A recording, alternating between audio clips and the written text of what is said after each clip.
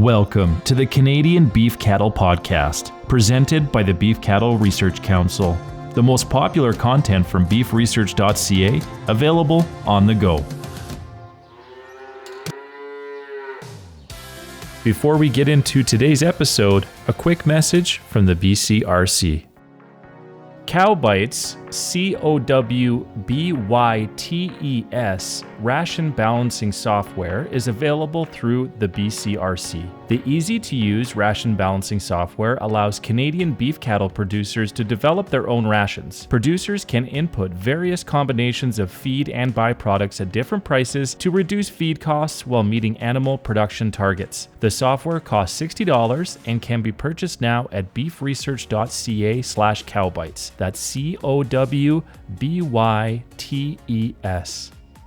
Research has demonstrated that beef cattle have better gains and improve herd health when they are provided a consistent, high-quality stock water. Added benefits include better reproductive performance, safer watering sites, increased longevity of the water source, and improved pasture use. Producers interested in installing a new stock water system should consider factors including the time of the year the system will be used, water capacity required, water source, and location. The BCRC's watering system calculator is a useful tool producers can use to estimate the economics associated with installing a new pumped watering system based on their unique situation. A link to the calculator can be found in the show notes. This episode is titled, A Practical Guide to Take Half, Leave Half Grazing.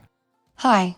My name is Sydney Fortier with the Beef Cattle Research Council. When making changes to your beef cattle operation, starting with simple, manageable steps is the key to long-lasting improvements.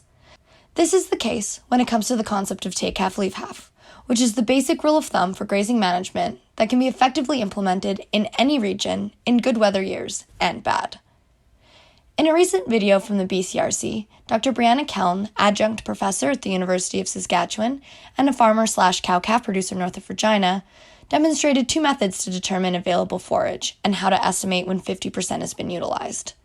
Dr. Keln explains, leaving behind some green material is important to ensure that plant can still photosynthesize and take energy back into the roots so the pasture can persist and overwinter. The first method involves using height as a quick and easy strategy to estimate the forage volume available to graze. Simply measure the height of your desirable forage in approximately 20 different spots, record the average height, and then move cattle off that stand once that average height is cut in half. The second method uses weight, which is more labor-intensive but more accurate to assume when 50% of the plant material is utilized.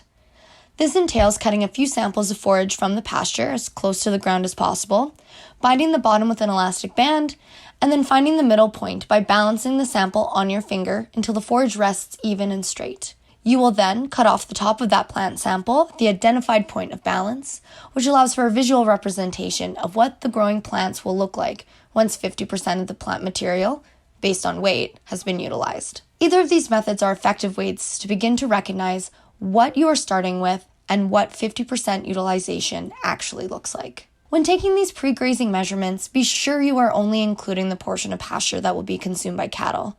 For example, if your pasture is half weeds and half forage, grazing the forage right down to the ground while the weeds remain untouched is not the take half, leave half principle. In this case, you would only consider the desirable forage portion of the pasture, which accounts, in this case, for 50% of plant mass, meaning that 25% of the total plant mass on the field will be utilized to effectively apply take half, leave half.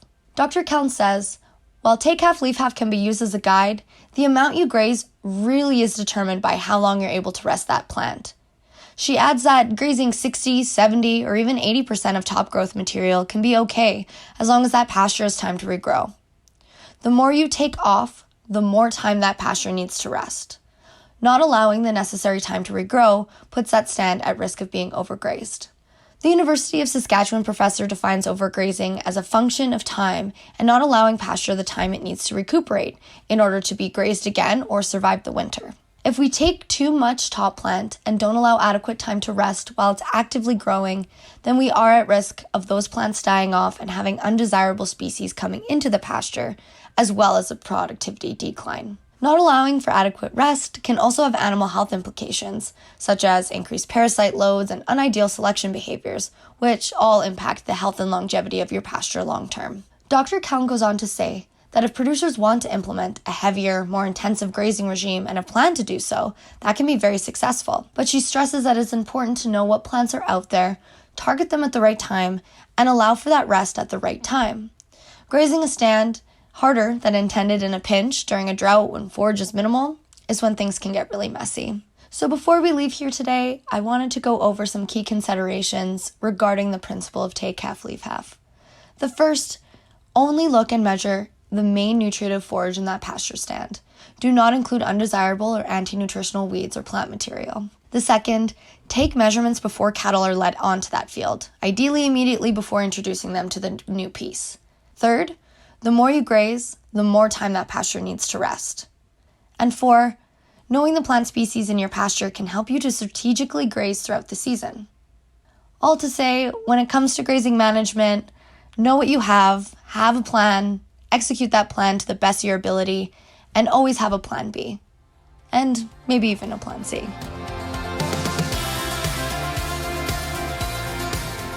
Thank you for listening to this week's episode. You can find all relevant links and information at beefresearch.ca or in the show notes. The Beef Cattle Research Council is funded by the Canadian Beef Cattle Checkoff and strives for excellence in the production of Canadian beef, cattle, and forage through research, innovation, and extension. Tune in every Tuesday as the Canadian Beef Cattle Podcast delivers straightforward insights, expert information, and a wealth of practical knowledge for Canadian beef producers. Subscribe now.